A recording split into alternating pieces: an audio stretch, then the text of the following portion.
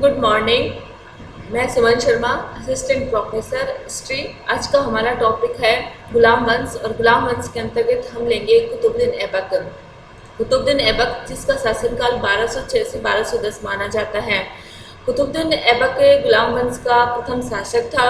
गुलाम वंश जिसको मामलुक वंश के नाम से भी जाना जाता है, और ये मामलुक शब्द इतिहासकार रबीउल्लाह द्वारा दिया गया है। मामलुक शब्द से आशय है स्वतंत्र माता पिता से उत्पन्न दास, यानी जिनके माता पिता स्वतंत्र थे, दास नहीं थे, लेकिन उनके पुत्रों को दास बनाया गया तो वो मामलुक कहलाए। और इसी के कारण ये जितने भी गुलाम वंश के शासक हुए हैं, कुतुबुद्दीन ऐबक से लेकर बलबन तक, वो सभी मामलुक वंश से भी संबंधित है। मामलुक वंश से भी मामलुक शासक भी उनको माना जाता है, गुलाम वंश भी माना जाता है। तो गुलाम वंश में जो प्रथम शासक हैं वो कुतुबुद्दीन ऐबक है।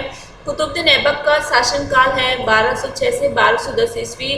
1206 में जब गोरी की मृत्यु हो जाती है तो उसने अपना जो तुर्की साम्राज्य है वो 3 भागों में बांट दिया जाता है, विभक्त कर देता है। वो 3 भाग उसे अपने 3 दासों को सौंप देते हैं, जो 3 दास ताजुद्दीन यल्दोज, नासिरुद्दीन कुबेचा और कुतुबुद्दीन ऐबक। इन 3 दासों को अपना जो तुर्की साम्राज्य सौंप देता है, जहाँ ताजुद्दीन यल्दोज को गजनी का शासक नियुक्त कर दिया जाता है, तो कुबेचा को सिंध और मुल्तान का, तो कुतुबुद्दीन ऐबक को जो भारतीय प्रदेश थे उनका शासक घोषित कर दिया जाता है।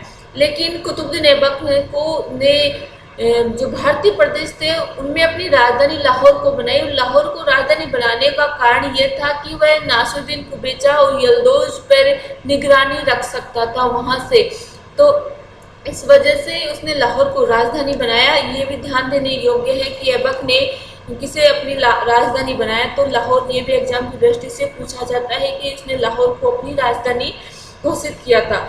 इसके बाद हम देखते हैं कि जो ऐबक की जो सबसे महत्वपूर्ण उपलब्धि ये है कि उसने भारत में एक स्वतंत्र मुस्लिम राज्य की स्थापना की। कहने का मतलब है कि उसने गजनी से वैधानिक रूप से संबंध विच्छेद करते हुए एक स्वतंत्र मुस्लिम राज्य की स्थापना की। और वो उसने जो उस समय जब गौर पे या गजनी साम्राज्य पे जो ऐबक का उत्तराधिकारी था, उसका भतीजा था गयासुद्दीन महमूद, जो गद्दी पे बैठा हुआ था, उसने सही चिन्ह भेज के 1206 में ऐबक को भारत का स्वतंत्र शासक मान लिया। इस वजह से वो एक स्वतंत्र मुस्लिम राज्य की भारत में स्थापना कर सके। वैधानिक रूप से गजनी से संबंध विच्छेद करना, ये भी कुतुबुद्दीन ऐबक की एक महत्वपूर्ण उपलब्धि है।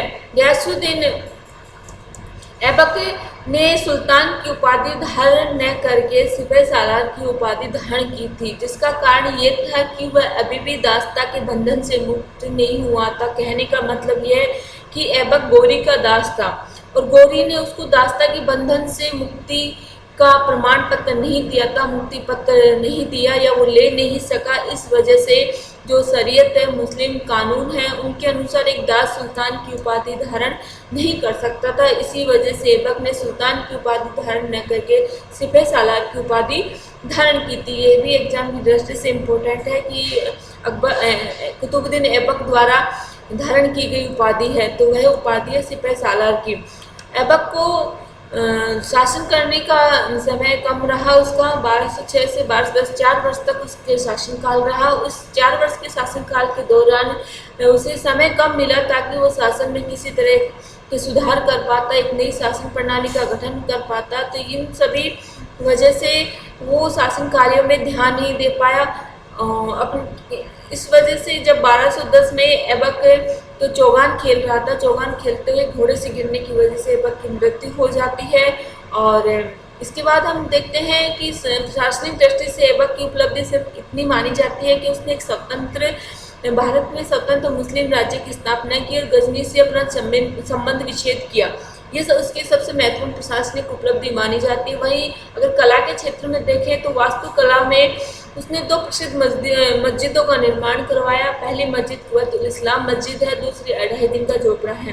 कुवैत उल इस्लाम मस्जिद भारत में निर्मित पहली मस्जिद मानी जाती है, जिसका निर्माण कुतुब मीनार के पास ये स्थित है, और 1295 से 99 के बीच में इसका निर्माण करवाया था ऐबक के द्वारा। अढ़ाई दिन का झोपड़ा ये अजमेर में निर्मित मस्जिद है, जो 1200 ईस्वी में ऐबक द्वारा बनाई गई थी। प्रारंभ में एक संस्कृत पाठशाला थी मस्जिद मूलतः। जिसका निर्माण अजमेर के चौहान वंशीय शासक विग्रहराज चतुर्थ ने 1151-63 में के बीच में करवाया था। और उस पर विग्रहराज चतुर्थ ने स्वयं इस पाठशाला की दीवारों पर स्वयं अपने द्वारा एक लिखित नाटक हरी केली को लिखवाया, लेकिन जिसे तोड़कर 1200 ईस्वी में ऐबक ने मस्जिद का रूप दिया, मस्जिद का निर्माण किया और ये 2.5 दिन के झोपड़े के नाम से प्रसिद्ध हुई थी। यद्यपि कुतुबुद्दीन स्वयं अशिक्षित था, किंतु वह विद्वानों का आश्रयदाता था। उसने अपने दरबार में विद्वानों को प्रसिद्ध दिया और इसी वजह से विद्वानों को प्रसिद्ध देने की वजह से ही कुतुबुद्दीन ऐबक इतिहास में लाख बख्श के नाम से पुकारा जाता है। 2 प्रसिद्ध विद्वान उसके दरबार में थे, फखरे मुदबिर और हसन निजामी। इन दोनों ने अपने अपने ग्रंथों में कुतुबुद्दीन ऐबक के समय की शासन अवधि के बारे में, शासन काल के बारे में बहुत सारी बातें लिखी हैं, बहुत सारी जानकारी हमें प्राप्त होती है। जहाँ फखरे मुदबिर का जो ग्रंथ है जो ऐबक के समय में लिखा गया वह था अदाबुल मुल्क, वहीं हसन निजामी ने ताजुल मासूर नामक ग्रंथ लिखा जिसमें ऐबक के शासनकाल के बारे में महत्वपूर्ण जानकारी प्राप्त होती है। तो ये थे कुतुबुद्दीन ऐबक, इनका शासनकाल और इनकी प्रमुख योगदान और इनके द्वारा किए गए प्रमुख कार्य। धन्यवाद।